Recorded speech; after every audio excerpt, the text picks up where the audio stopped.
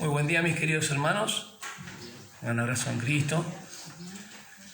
Damos gracias al Señor por su gran amor e inmensa misericordia. Siempre hablamos de su misericordia porque Él ama permanentemente. Amén. A pesar de... Vamos al libro de los Hebreos o a los Hebreos. Este libro se escribe justamente a judíos que habían aceptado a Cristo, estaban en la común fe, estaban en gran persecución por sus mismos judíos con nacionales que no creían en Cristo.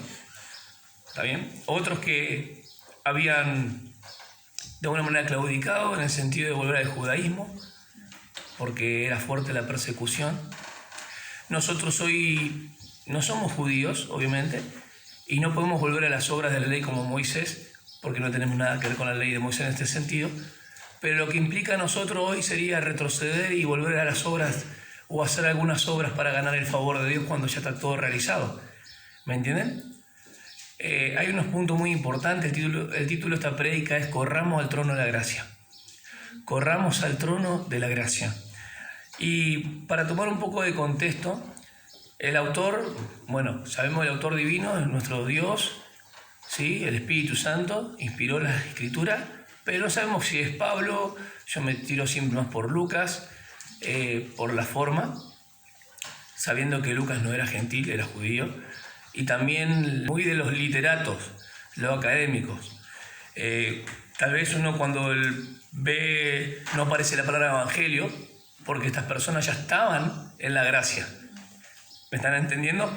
Y el colorido que está hablando el libro de los Hebreos es totalmente judío. Tabernáculo, santuario, lugar santísimo, los tipos que eran los animales, sacrificios, ¿me entienden? Altar, incienso, son todas cosas que manejaban los judíos. Entonces vemos que los destinatarios son judíos, ya tenían la fe en Cristo Jesús, estaban en gran persecución y más o menos aproximadamente la fecha 67 del primer siglo, para tener un panorama, o sea que el templo todavía estaba, porque la destrucción del templo fue en el año 70.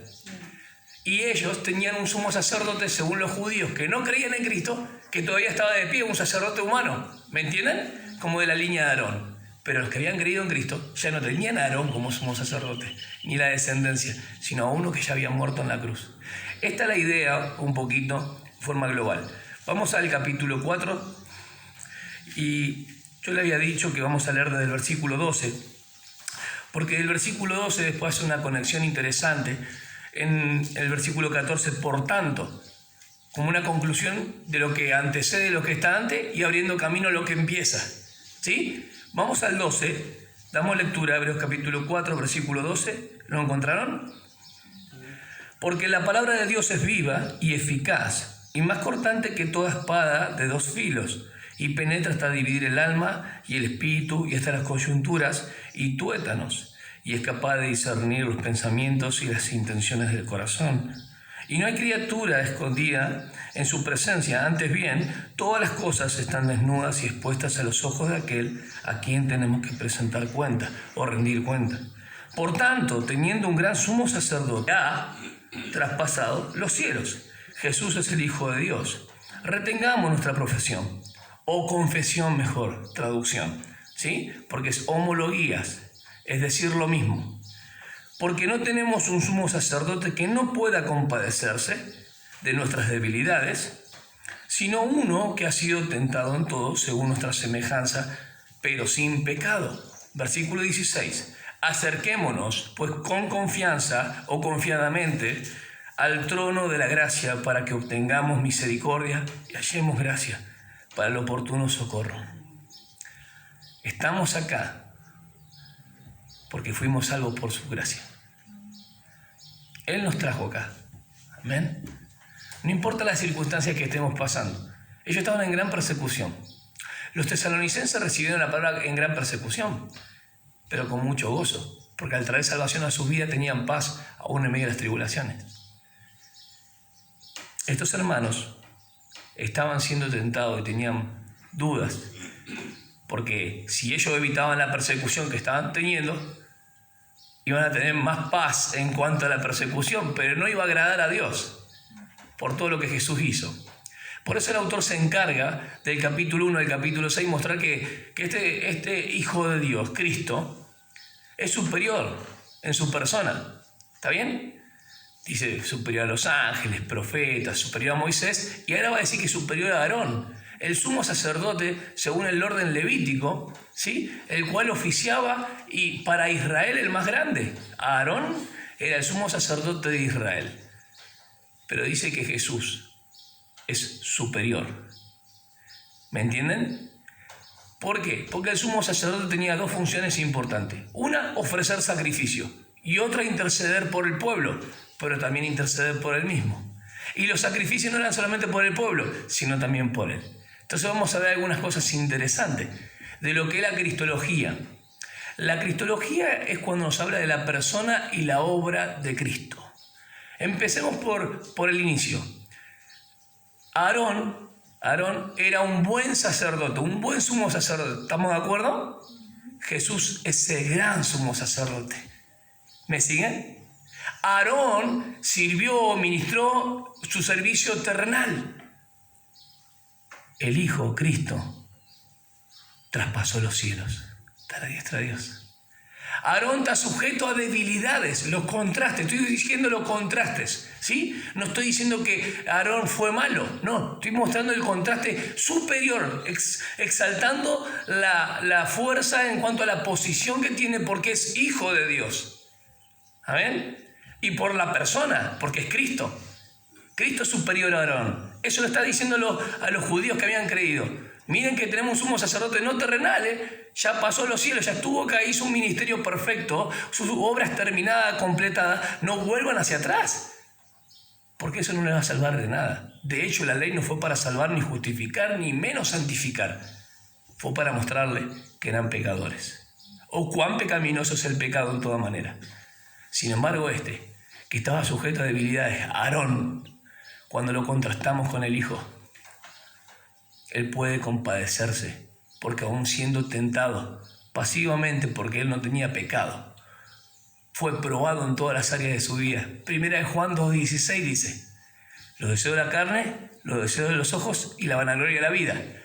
Mateo 4, cuando Satanás viene, en las tres áreas de la vida fue probado. Sin embargo, él demostró que no podía pecar. ¿Qué les parece? Ningún hombre en la historia pudo decir como Juan 8:46, ¿quién me redarguye de pecado? No solamente los fariseos le dijeron que él hacía esto por alianza de los demonios, sino que era hijo de Belcebú. Jesús dijo, ¿quién me redarguye de pecado? No solamente que no hubo engaño en su boca, hermanos, sino que él no podía pecar porque no tenía naturaleza pecaminosa.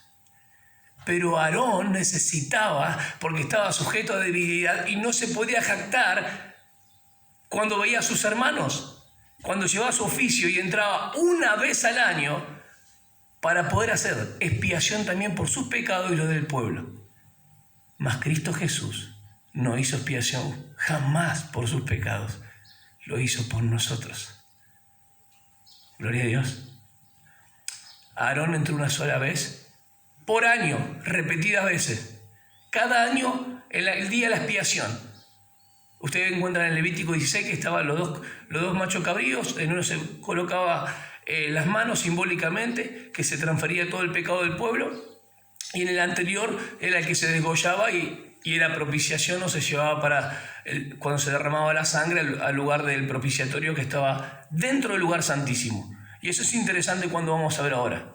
Corramos al trono de la gracia. Jamás para Israel, el arca del pacto que estaba dentro del lugar santísimo, lo que estudiaron hebreos me entienden, había 3 partes en el tabernáculo. Después del tiempo Salomón se hizo el templo, se hizo modificaciones, pero estaba el lugar del altar que donde se sacrificaba el animal, ¿se acuerdan? Estaba afuera. Después estaba el lugar santo, que donde estaba el incensario, la menorá, ¿sí? El candelabro, la proposición. Pero el lugar de adentro estaba el arca del pacto. El arca del pacto es interesante que era para Israel como el trono de la gloria de Dios. Eso ustedes tienen que tenerlo bien claro. Para Israel era como el trono de la gloria de Dios. Ustedes lo pueden ver en Levítico 25, 17 en adelante. Es cuando el pueblo de Israel sabía y esperaba afuera el día de la gran expiación, porque los pecados eran pateados hacia adelante, eran remitidos, eran cubiertos, pero no eran quitados. No podía decir el israelita, como decimos hoy, fue quitada mi culpa. ¿Me entienden? Porque siempre tenían que esperar un año de prórroga hacia el año siguiente. Si el sumo sacerdote no saldría, obviamente el pueblo no sería perdonado. Seguramente el Señor proveyó hasta que venga Cristo. Obvio que estaba todo planeado. Había una persona que terrenalmente oficiaba esto, pero estaba sujeto a debilidades. Jesucristo no. Jesucristo no. Jesucristo entró una vez y para siempre. Dice que Él, por el velo de su carne, hermanos, se hizo sacrificio. ¿Está bien? No por sus pecados, sino por los pecados tuyos y míos. Y traspasó los cielos. Para los judíos tenemos el cielo atmosférico, el segundo cielo donde están los astros, y el tercer cielo donde mora Dios. Traspasó los cielos, gloria a Dios, y está a la diestra de Dios. ¿Quién es mayor? ¿Quién es mayor? El Hijo. El Hijo por su persona ¿quién es? Y por su obra, la posición que tiene. Dios le dio un nombre que lo exaltó hasta lo sumo. ¿Estamos de acuerdo? Vayamos un poco al texto. Es interesante, entonces le remarqué varias cosas. Empieza con el argumento en el 14, pero quiero desde el 12 empezar con algunas cosas interesantes, de que no se puede llegar a la madurez si no está la palabra de Dios en nuestras vidas. El pueblo de Israel venía fracasando por la desobediencia a la palabra. Entonces la palabra de Dios es vital. Primero, tiene vitalidad y tiene poder. La palabra de Dios es viva porque es del Dios vivo. ¿Sí? Dice que es vital, de viva. Dios es vivo, Dios vivo. Pero también dice que es eficaz. Eficaz es que logra su propósito. ¿Está bien? Para lo que fue determinado. La palabra de Dios es enviar y logra su propósito, su meta. Pero también es eficiente, ¿no? Maximiza los recursos. O sea, en Cristo está todo, está completo. Y es efectiva en los que creen. ¿Amén? Podríamos decir, eficaz más eficiente es efectiva. En Él no hay ninguna duda cuando nosotros leemos la palabra del Señor. Podemos confiar de manera segura, porque dice, porque la palabra de Dios es viva y eficaz. Y empieza a decir, y más cortante que toda espada de 2 filos, así como corta para sanar, corta también para penetrar, para separar, para dividir, para desnudar. Conoce lo profundo del interior del hombre, de cada uno. Y nada de nosotros les es oculto. Usted dice, ¿qué tiene que ver el 12? Porque va enlazado, si ustedes lo siguen, la desobediencia a la palabra es lo que nos provoca inseguridad.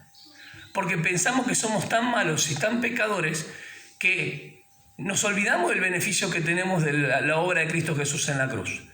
Tenemos ahí en los cielos que ya ha sufrido, que es semejante a nosotros por 2 cuestiones interesantes. Primero, es semejante a nosotros porque Él es Dios hombre. Aarón era hombre.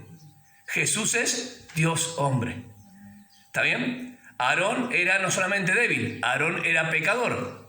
Jesús nunca hizo pecado. ¿Qué les parece? Porque no era pecador.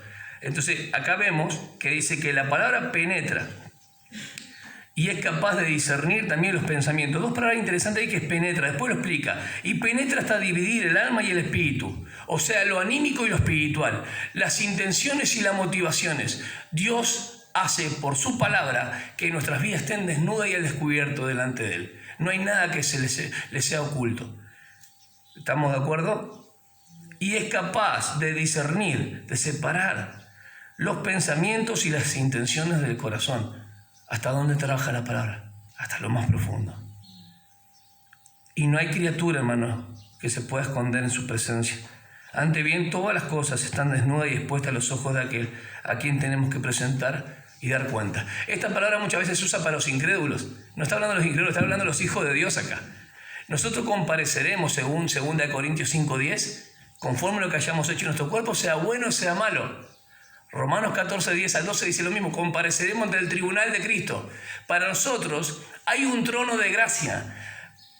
En el viejo pacto no se le podía llamar trono de gracia porque era un trono de justicia. Explico esto. Cuando el animalito moría afuera, era para hacer propiciación. Un tercero debía morir en lugar de todo el pueblo como propiciación. para que Dios desvíe la ira. Moría un tercero en lugar de, ¿se entiende? Como propiciación, pero a la vez para remover o para cubrir los pecados tenía que hacer expiación por la sangre. Eso hizo Jesús por nosotros. Es la propiciación delante de Dios, del cual desvía la ira de Dios porque la coloca en Cristo.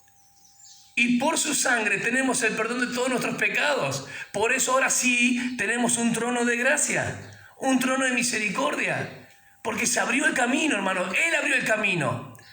Vamos a Mateo 27, para que algunos lo puedan anotar si así quieren. 27:51. Cuando Jesús exclamó a gran voz, Él le entregó su espíritu. Y el 51 es clave. Y he aquí el velo que separaba el lugar santo del lugar santísimo. Un velo súper pesado, que nadie lo podía romper así con la mano. Y se rajó de arriba a abajo, hermanos. Para que nadie tenga duda que no fue algo del ser humano, sino que Dios mismo lo hizo. Más en el momento que estaba pasando esto, ¿no? En la cruz.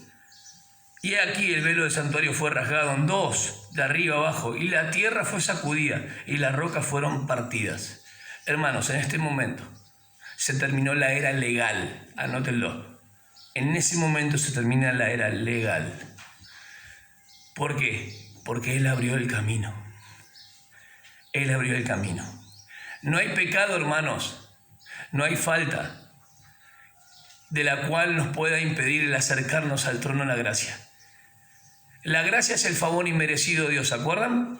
La gracia siempre lo decimos, pero la gracia es que Él nos da algo que no merecemos. Pero la misericordia es que no nos da lo que merecemos. Nuestro pecado hacía que muramos, mas Cristo derramó su misericordia en nuestras vidas. Amén. Por eso Él ama permanentemente, a pesar de... No es por lo que hagamos, sea bueno o sea malo. Ahora, las personas que se beneficien del trono de la gracia porque hay un camino abierto, pueden acudir a Él en ayuda. ¿Se entiende? No hay prueba tan difícil que no podamos soportar. No hay tentación también tan grande de la cual no podamos huir. El Señor nos puede ayudar porque podemos correr al trono de la gracia, alcanzar socorro, el oportuno socorro para cada día. ¿Y quiénes son los que se benefician? Los que le piden ayuda, los que tienen la palabra de Dios como viva y eficaz. La palabra va penetrando nuestras vidas, va y discierne lo interior de nosotros y reconocemos te necesitamos, te tenemos en el cielo, pero tenemos al vicario de Dios en la tierra. El Espíritu Santo intercede por nosotros cuando no sabemos qué hacer. En los cielos tenemos a Cristo Jesús, hermanos, pero acá en la tierra está el Espíritu Santo. ¿Ustedes saben que mora en nosotros? ¿Quién es el que discierne? La palabra, pero por el Espíritu Santo. El Espíritu Santo habla por la palabra porque es viva. Penetra hasta lo profundo. Y ahí está en nosotros poder reconocer, Señor, necesitamos de ti. Necesitamos de ti. Hay un camino abierto de gracia. Suceden dos cosas. La persona que está tentada a no entender que este camino es por fe, va a hacer alguna obra, como hacía el fariseo en Lucas 18. Dice el fariseo, yo diezmo, yo ofrendo, hago esto, aquello, y el publicano no tenía ni ganas de levantar su vista. Solamente necesitaba que algo sea propicio adentro, porque no podías decir, ten misericordia de mí, porque tenía que haber algo adentro que pague en lugar de. ¿Se entiende? Tenía que decir, ser propicio a mi pecador, pero no le levantaba su mirada. ¿Y quién descendió justificado? El otro descendió como está, si ustedes leen bien, porque su corazón era arrogante y soberbio. ¿Cómo tenemos que acercarnos al trono de la gracia? Con humildad y mansedumbre. ¿Se entiende? Solamente una ilustración. Jesús la hace porque los fariseos pensaban que tenían ya todas las credenciales y los beneficios por arriba de otras personas. Pero su religiosidad era vacía, vana. Eran sepulcros blanqueados. Por afuera estaban impecables, pero por adentro estaban muertos. Este publicano no quería ni levantar su mirada, pero sabía y golpeaba su pecho. Sé propicio a mi pecador. Si hay algo que adentro debiera ir para yo poder o ser removido esto, porque no se podía quitar el pecado. Los pecados fueron quitados en la cruz. Los pecados de David fueron quitados en la cruz. Todo estaba esperando que algo se consuma en la cruz. La obra terminada y completa fue en la cruz. Entonces, hermanos judíos, van a hacer dos cosas. Si ustedes retrocedan, no van a hacer que Jesús haya fallado en su sacerdocio, para nada. Van a hacer que ustedes hayan fallado en no acercarse a Él, porque el trono de la gracia ya está abierto a las puertas.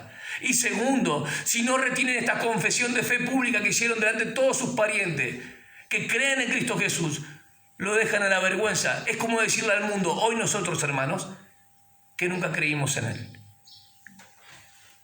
Es el testimonio ante el mundo. Si vos crees en Cristo y no vas al trono de la gracia, no vas a crecer. Primer punto, la madurez se logra a través de la palabra del Señor. Y segundo punto, nadie alcanza el oportuno socorro si no se acerca al trono de la gracia con sensibilidad y sinceridad de corazón. Es necesaria la palabra. Si ustedes se dan cuenta, cuando van hilando, lo que desobedeció Israel fue la palabra. Si escuchan hoy la voz, no endurezcan su corazón, hermano. No resistan al Señor. No resistan al Espíritu Santo, porque el Espíritu Santo nos habla a través de su palabra, desnuda lo interior y nos hace ver a Cristo. Podemos asirnos, hermanos, al trono de la gracia, porque hay un camino abierto. Vamos a Efesios capítulo 2, versículo 18. Y también Efesios 3, 12. Efesios 2, 18 dice de esta manera: pues por medio de Él, los unos y los otros, tenemos derecho a entrar por un mismo espíritu al Padre. ¿Lo vieron? Pues por medio de Él, de Cristo, la obra que hizo. ¿Cuándo se abrió el velo? Mateo 27, 51. Tanto los unos como los otros, no solamente los judíos, sino los gentiles, tienen un acceso al Padre. Den vuelta a la página. 3, 12. En el cual tenemos seguridad y derecho de entrada con confianza por la fe en Él. Cualquier cristiano de hoy que sea bastante fariseo va a estar mirando a su vecino lo que los demás hacen. Mira cómo, aún entre los cristianos, mira el pelo, mira cómo se arregla, esto y aquello. Todo eso no tiene nada que ver. Siempre van a colocar alguna cosa para tratar de justificarse, para tratar de mostrar algo. Dios mira el interior del corazón y cómo estamos ante su presencia. Estamos desnudos, hermanos. No podemos ocultar nuestras vidas delante de Él. Por eso, la voluntad de Dios es la santificación. Su voluntad es la santificación. El propósito que tenemos acá en nuestra vida es que podamos adorarle en espíritu y en verdad. Hay un acceso en el cual tenemos seguridad y derecho de entrada con confianza por la fe en Él. ¿Por qué con confianza? Porque Él, siendo el gran sumo sacerdote, un nombre que nunca se le dio a ningún sacerdote, era un buen sacerdote, un gran sumo sacerdote, Él hizo sacrificio en la obra de la cruz, amén, traspasó los cielos y hoy está haciendo el otro oficio por todos nosotros. Cuando estaba en la tierra, en Juan 17 dice: Padre, no te digo que los quite del mundo, te ruego que los guardes ¿de qué? Del mal. ¿Dónde está el Señor Jesús ahora? En los cielos. ¿Qué hace por nosotros? Primera de Juan 2.1. Primera de Juan 2.1. Intercede, como dijeron, el Paracleto nos consuela. Pero es interesante que cuando van a Primera de Juan 2.1, la palabra que aparece ahí es hijitos míos. Es una forma y un tono amoroso. Míos, estas cosas os escribo para que no pequéis. Y si alguno peca, Paracleto tenemos ante el Padre, el Consolador, el Ayudador. ¿A quién? No dice al Espíritu Santo ahí, dice a Jesús, el Cristo. Interesante. El justo. En Lucas 23 ustedes van a recordar cuando estaba el centurión abajo de la cruz. Y dice, este hombre verdaderamente era justo, sin pecado, sin mancha. Él puede compadecerse de ustedes y de mí. ¿Saben por qué? ¿Saben por qué Él puede compadecerse, hermanos? Porque Él tenía cuerpo humano. Cuerpo humano. Hebreos capítulo 2, versículo 14. Él tenía cuerpo humano. Voy a buscarlo acá. Hebreos 2, 14. Así como los hijos eran de carne y hueso, también Él era de carne y hueso. ¿Estamos de acuerdo? ¿Tuvo cuerpo humano? Vamos al 5 y 7. Capítulo 5, versículo 7. Cuando Cristo vivía en este mundo, con gran clamor y lágrimas ofreció ruego y súplicas a que lo podía librar de la muerte. Está hablando de una persona que está en un cuerpo humano. Pero no solamente eso, vamos a Hebreos 10, versículo 5. Capítulo 10, versículo 5.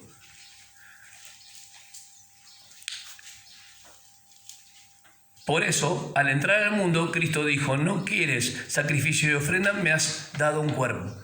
¿Tenía cuerpo humano? Bien. ¿Tenía naturaleza humana también? Hebreos 2.9. ¿Tenía cuerpo humano? Tenía naturaleza humana.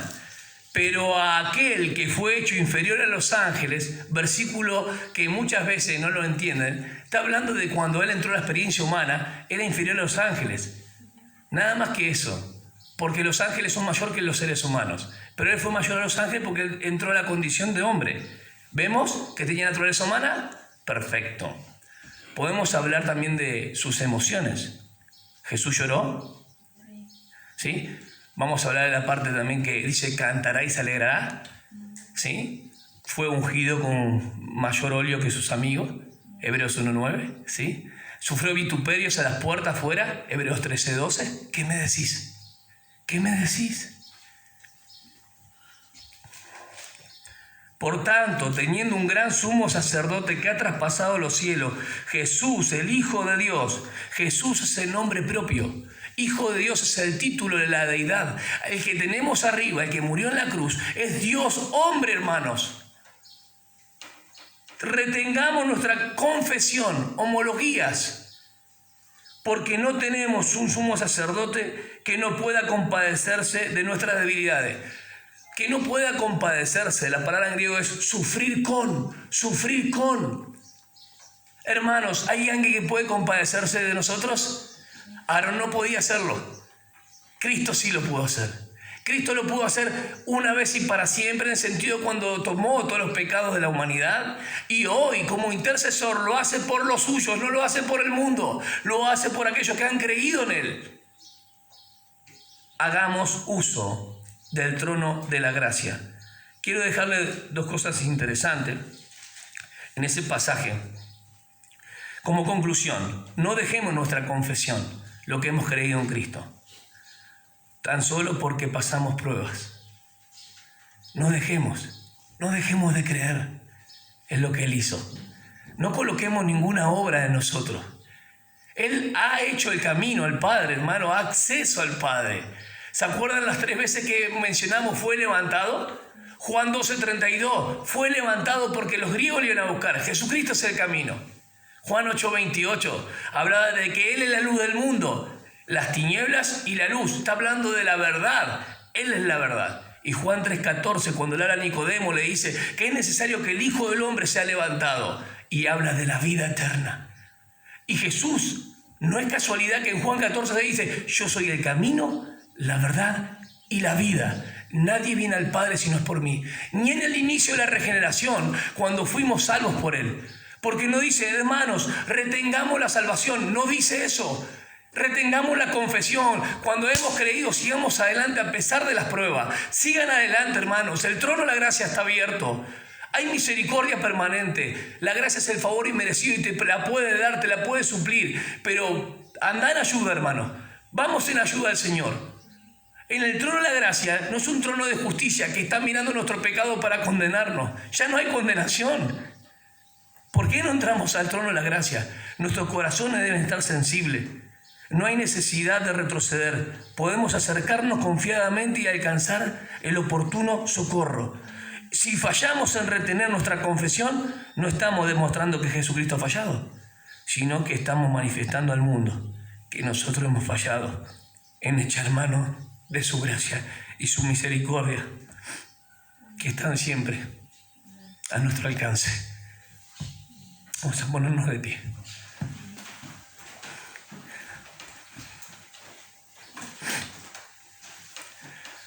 Nuestro gran sumo sacerdote es impresionante y es semejante por dos cosas. ¿Saben por qué? Porque es Dios hecho carne, ¿está bien? Y otra, porque es sin pecado. Porque en su humanidad, si usted lee en Juan 10, 21 y 22, hacía frío en la fiesta de la dedicación. Tuvo cansancio, tuvo hambre, tuvo sed. Semejante a nosotros. No igual, semejante a nosotros. Único, inigualable. Y tenemos ahí en los cielos, hermano, que ha dicho que a través de él, los que creían en él iban a tener vida eterna, y ya la tenemos. ¿Sabes lo que nos falta? Disfrutar la vida abundante. Al cristiano le falta disfrutar la vida abundante, pero no quieren meter obras. No quieren entrar al trono de la gracia por fe. Quieren hacer algunas cosas. Y se sienten tan mal y tan pecadores que no se están dando cuenta, no están haciendo uso de esos beneficios. Sin la palabra no hay madurez. Sin la oración de entender que tenemos que ir, Señor, te pedimos perdón, en el sentido de confesamos nuestros pecados, porque vos ya estás allá arriba intercediendo por nosotros. Esto es así. Acomoda esto en mi cabeza, Señor. Acomoda mis pensamientos, mis acciones, que yo pueda resolver esto contigo primeramente y con mis hermanos. El trono de la gracia está abierto, hay un acceso al Padre. De manera interrumpida, las veces que querramos, podemos entrar cuando querramos confiadamente. Tu palabra nos dice. Gracias a Dios porque tu palabra es viva y eficaz. Es vital, es enérgica, es poderosa y produce en nosotros, Señor, esto que convence del pecado. Convence del pecado para que nos podamos arrepentir y volver a la senda buena. Que podamos considerar a Jesucristo. Esto que habla el capítulo 5 al 8, el gran sumo sacerdote, el superior a todos los hombres del viejo pacto, a todos los que vendrán también.